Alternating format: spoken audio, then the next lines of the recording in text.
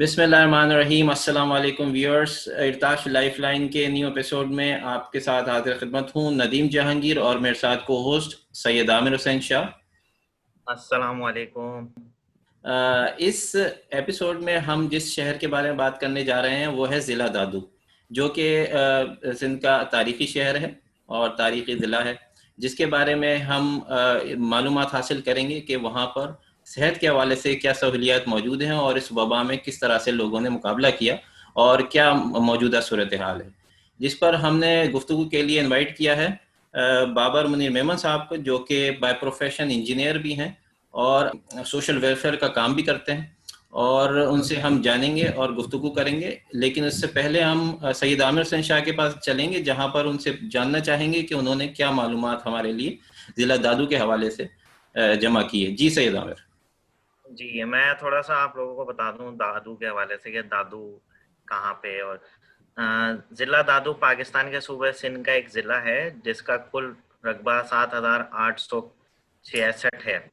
इसकी कुल आबादी 16 लाख से ज़्यादा है। 1931 में कोठरी, कोहिस्तान, ज़िला लाड़काना की तहसीलों मेड़, खैरपुर, नाथन शाह और जोही और तहसील सेवन को मिलाकर ज़िला दादू तश्कील दिया गया था। क़याम पाकिस्तान के बाद ये रकबा जो है एतबार से सिंध का सबसे बड़ा ज़िला था। 2004 में एक हुक्मनामे तहत ज़िला दादू को 2 हिस्सों में तकसीम कर दिया गया। नया ज़िला जामशोरो कायम हुआ।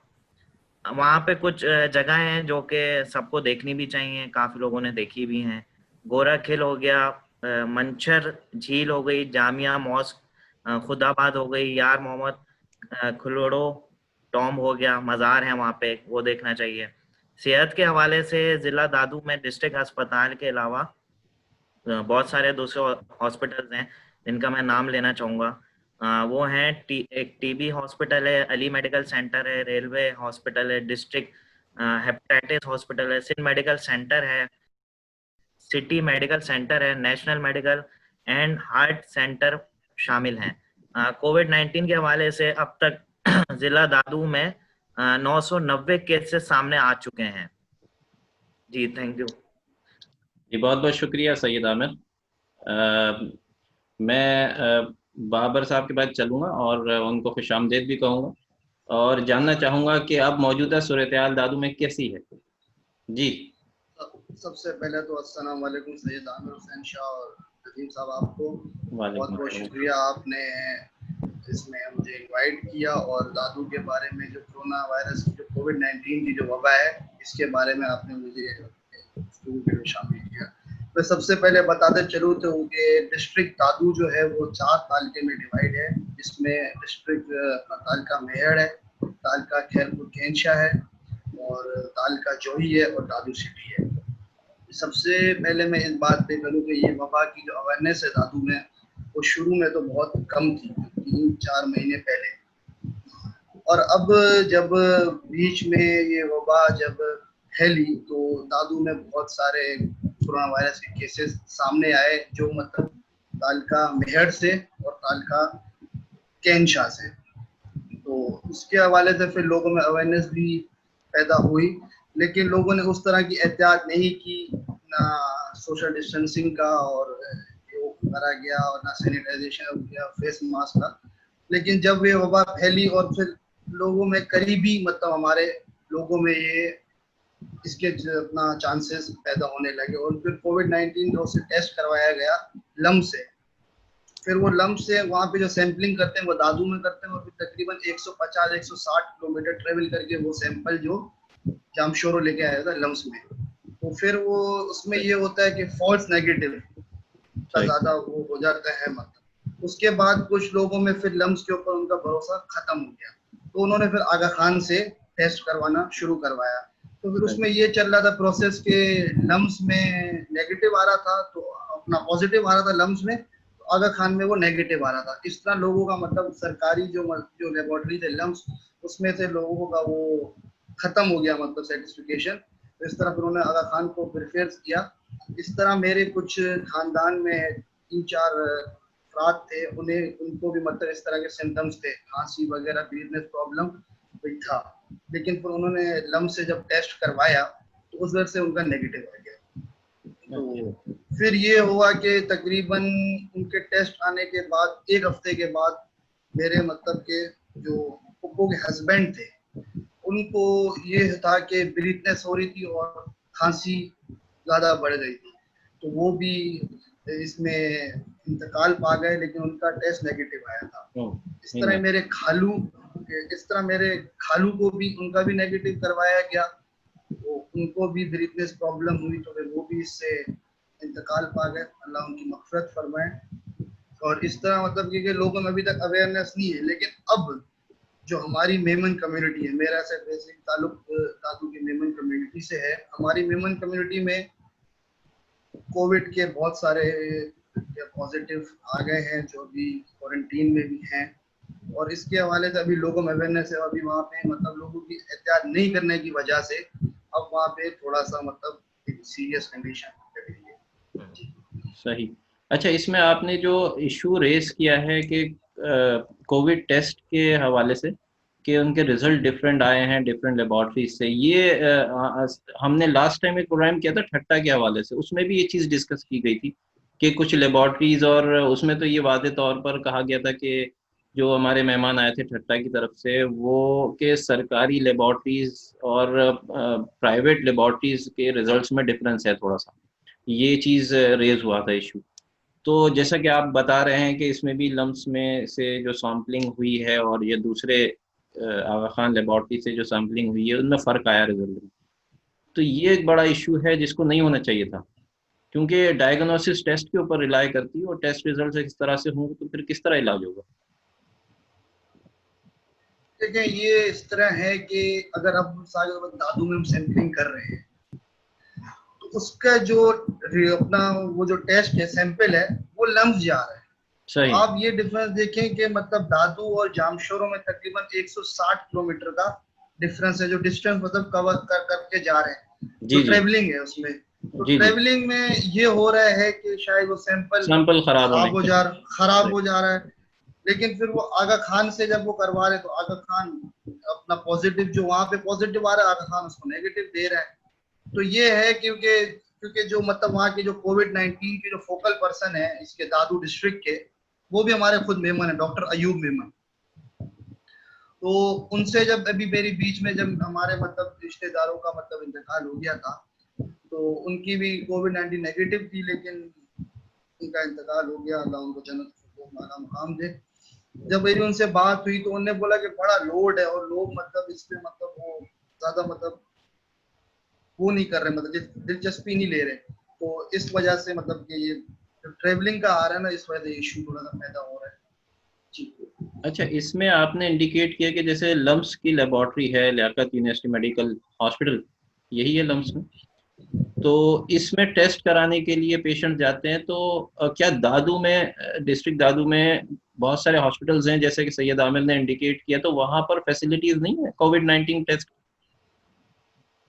नहीं, बिल्कुल नहीं है, वहाँ पे सिर्फ लम्स में है, जो गवर्नमेंट जो मतलब हमारा है वो लम्स में है, और प्राइवेट जो है वो आगा खान कर है। तो आगा खान की ब्रांचेस होंगी मेरे ख्याल में डिस्ट्रिक्ट दादू में लाजमी, एक ब्रांच है मतलब एक, अच्छा मतलब एक ब्रांच है सेंटर है ना, एक है। सही। तो इसके अलावा जो है जैसा कि आपने कहा था कि अवेयरनेस जो है उसमें कमी है लोगों में, जो पहले शुरू में कमी थी उसके बाद आहिस्ते आहिस्ते क्या अभी बेहतरी आई है इन केसेस में अवेयरनेस के हवाले से कि लोग एहतियात करने लगे हैं और केसेस जैसे कि पूरे मुल्क में डाउन होते जा रहे हैं, कमी आ रही है, तो क्या दादू में भी कमी आई है? देखिए, शुरू में लोगों ने एहतियात नहीं की, जिसकी वजह से जो उसका रिजल्ट थोड़ा डिफरेंट हुआ। बीच में जो अवेयरनेस की नई वजह से बीच में केसेस ज़्यादा बढ़ गए थे। सही। जब लोग मतलब एहतियात नहीं कर रहे थे, और फिर जो लोग थे जो एहतियात नहीं कर रहे थे उनके करीबी लोगों को मतलब ये कोविड का मतलब सिम्टम्स हुए, उनको कोविड पॉजिटिव आ गया। इसकी वजह से अब लोग एहतियात कर रहे हैं, लेकिन जो पहले मतलब एहतियात नहीं किया गया उसका जो रिजल्ट अब ये आ रहा है इस पे, ये है कि केसेस बढ़े। जिस तरह सैयद आमिर ने बताया कि केसेस अभी 900 में कुछ हो गए हैं, तो केसेस बढ़े, लेकिन अब बेहतरी आ रही है, अब लोगों को अवेयरनेस पैदा हो रही है, जिस तरह पूरे वर्ल्ड में कोरोना अब डाउन हो रहा है। और जो अभी एक जो प्राइम मिनिस्टर साहब की जो स्मार्ट लॉकडाउन की पॉलिसी थी, जो वहाँ पे दादू में मुख्तलिफ जो गरीबाबाद हैं, अपना जो छोटी छोटी मतलब विलेजेस हैं, उनको मतलब एक स्मार्ट लॉकडाउन की पॉलिसी के तहत उनको सील किया गया 15 डेज के लिए। उसकी वजह से बहुत बेहतरी आई है और अब इंशाल्लाह बेहतरी आ रही है, लोगों में अवेयरनेस भी पैदा हो रही है। जी सैयद आमिर, आपको सवाल करना है? जी बाबर साहब, मुझे ये बताएं कि अगर हमने, जब कोविड की सिचुएशंस थी ये सारी और राइज कर रहा था कोविड दादू से शहर में, तो वहाँ पे किस टाइप की अवेयरनेस होनी चाहिए थी उस टाइम, और अब कौन सी अवेयरनेस होनी चाहिए? पहले ये अवेयरनेस होनी चाहिए थी कि लोग वहाँ पे सबसे पहले तो जो फेस मास्क, अगर अपने घर से आप बाहर निकल रहे हैं तो फेस मास्क का आप इस्तेमाल करें, मतलब मास्क आप जरूर पहने। तो उसके बाद सोशल डिस्टेंसिंग तो इतनी नहीं हो सकती, और से मतलब सबसे पहला जो है बेसिक जो है बुनियाद है वो आप फेस मास्क का इस्तेमाल करें यहाँ। लेकिन वहाँ पे शुरू में कोई भी मतलब मास्क का इस्तेमाल नहीं कर रहा, सब इसको मजाक ले रहे थे, क्योंकि दादू में सबसे पहले कोई केस नहीं आया था। लेकिन जब केस आया, पहला आया, तो उस तरह पे बहुत सारे फास्ट मतलब जो ग्राफ था फास्ट मतलब और आगे निकल जाए, इंक्रीज कर गया। तो लोगों ने उसमें एहतियात नहीं की थी। अगर लोग उस टाइम एहतियात करते, मास्क वगैरह पहनते, और वहाँ के जो हमारे जो doctor Ayub Memon focal person है कोविड के, जो सैंपलिंग वगैरह करते हैं वहाँ पे, वो लोगों को बता रहे थे कि आप अपना मास्क का इस्तेमाल करें। तो वो लोग बोल रहे थे कि यार सिंध में कोरोना, इधर दादू में कोरोना नहीं है, कराची में है कोरोना, सिंध दादू में नहीं है। लेकिन अब जब लोगों को एहसास हुआ है, जब उन्होंने अपने करीबी लोगों को देखा है कि उनको कोरोना हुआ है, मतलब उनके मतलब किसी दूर के रिश्तेदार को हुआ है, तो अब लोगों ने एहतियात करना शुरू कर दिए। लेकिन अब दादू की जो आबादी है उसके हिसाब से मतलब तकरीबन 50% जो लोग हैं अभी भी मतलब वो भी इसको मतलब मजाक ले रहे हैं, लेकिन 50% अभी इस पे SOPs जो है उसमें अमल कर रहे हैं, मास्क वगैरह पहन रहे हैं और सैनिटाइज कर रहे हैं। जी चलें, अच्छी बात है कि अगर उनमें अवेयरनेस आ रही है तो सर्टेनली उससे बेहतरी आएगी और स्टैटिस्टिक्स कम भी होंगे। जैसा कि चीफ मिनिस्टर साहब जो है सिंध के, उन्होंने ये भी मीडिया में कहा कि केसेस में कमी आ रही है, और वैसे भी नेशनल लेवल पे भी पाकिस्तान में भी तमाम जो सूबाई जो चीफ मिनिस्टर्स हैं उन्होंने रिपोर्ट किया है कि केसेस में कमी है। तो मैं ये पूछना चाहूँगा, जैसे आपने कहा कि वहाँ अवेयरनेस की कमी रही है और ये सारे लोगों में देर से इस चीज़ की एहसास बेदार हुआ है कि एहतियात करनी चाहिए, क्या वहाँ पर सरकारी इदारे तो चलें ठीक है, लेकिन दूसरी तरफ जो सोशल वेलफेयर ऑर्गेनाइजेशंस होती हैं जिनको NGO कहते हैं, तो वो नॉन गवर्नमेंट ऑर्गेनाइजेशंस वहाँ पर काम कर रही हैं या कर रही थी, या कोई ऐसी ऑर्गेनाइजेशंस थी वहाँ पर जो अपना काम अंजाम दे रही थी इस हवाले से अवेयरनेस? देखिए, मैंने तो नदीम भाई अभी तक कोई मतलब ऐसी जो सोशल एक्टिविस्ट और सोशल NGO ग्राउंड पे काम करते हुए नहीं देखी है दादू में। अच्छा। क्योंकि जो जितने भी मैंने सुना है कि जिसके मतलब इसके सिम्टम्स हैं, मतलब जिस घर में अगर किसी अफराद को सिम्टम्स हैं तो वहाँ पे फोकल पर्सन ही जाके सैंपलिंग वगैरह कर रहे हैं। बाकी तो ऐसे तो मैंने कोई ग्राउंड पे कोई ऐसी NGO वगैरह नहीं देखी जो दादू में काम कर रही है। सही। अच्छा, मैं ये जानना चाहूँगा, एक मतलब मुख्तलिफ ये वबा से थोड़ा सा अलग, थोड़ा हटके है कि ये वबा में तो चलें जिन पेशेंट्स को कोविड-19 के सिम्टम्स हैं वो तो टेस्ट कराने जाना है उनको, वो जाते हैं, लेकिन कुछ ऐसे मरीज़ भी हैं जो कि कोविड-19 के नहीं होते, जिनको आम नॉर्मल फीवर होता है, जनरल फीवर होता है, कोई कार्डियक का पेशेंट होता है, कोई डायबिटीज़ का पेशेंट होता है। ऐसी सूरत हाल में वो कहाँ जा रहे थे, किन हॉस्पिटल्स में, क्या सर्विस थी दादू ज़िले में ऐसे मरीजों के लिए? ऐसे मरीजों के लिए भाई जिनको मतलब बुखार था, मतलब मलेरिया हो जाता है या खांसी हो जाती है, तो उनके लिए मतलब कि अगर वो उनको हो रहा है तो उनको सिविल हॉस्पिटल दादू ले जाते थे। तो वहाँ के डॉक्टर्स डरते थे यार इनको कोविड ना हो, इनको आप आइसोलेशन में शिफ्ट कराएं, इनको मतलब क्वारंटीन करें आप। तो वो मतलब जो दादू के डॉक्टर्स थे वो मतलब थोड़ा सा एहतियात कर रहे थे। उसके बाद हमारे जो CM साहब हैं मुराद अली शाह साहब, उन्होंने 7 शरीफ में एक उनके वालिद के नाम पे अब्दुल्ला शाह इंस्टीट्यूट हॉस्पिटल एक बनाया है, जो तकरीबन 4-5 साल उसको हो गए हैं, वो वर्किंग में है। तो उधर लोग मतलब जो मतलब जिनकी किडनीज की डायलिसिस वगैरह है, वहाँ पे डायलिसिस की फैसिलिटीज हैं, और मतलब के जो कराची NICVD के जो डॉक्टर्स हैं वो मतलब एज अ रोटेशनल वाइज मतलब हर हफ्ते वहाँ से 2 डॉक्टर्स वहाँ पे जाते हैं। तो जो मतलब नॉर्मल पेशेंट होते हैं डायबिटीज के, मतलब जिनकी किडनी डायलिसिस करवाना होता है, वो मतलब वहाँ पे मतलब शिफ्ट करते हैं। तो दादू से 7 का जो 7 शरीफ का जो रास्ता है वो तकरीबन 42 किलोमीटर का है। तो लोग मतलब वहाँ ज्यादा प्रेफर करते हैं जाने के लिए 7 अब्दुल्ला शाह इंस्टीट्यूट हॉस्पिटल से। जी, इसके हवाले से बस ये मुझे पूछना था कि क्या कोई ऐसी अभी तक फैसिलिटीज़ है दूसरे BHU वगैरह में जो दादू के अंदरून इलाकों में है, बेसिक हेल्थ यूनिट्स वगैरह, जो कोई ऐसी सर्विसेज दे रहे हों जो कोविड-19 के हवाले से है?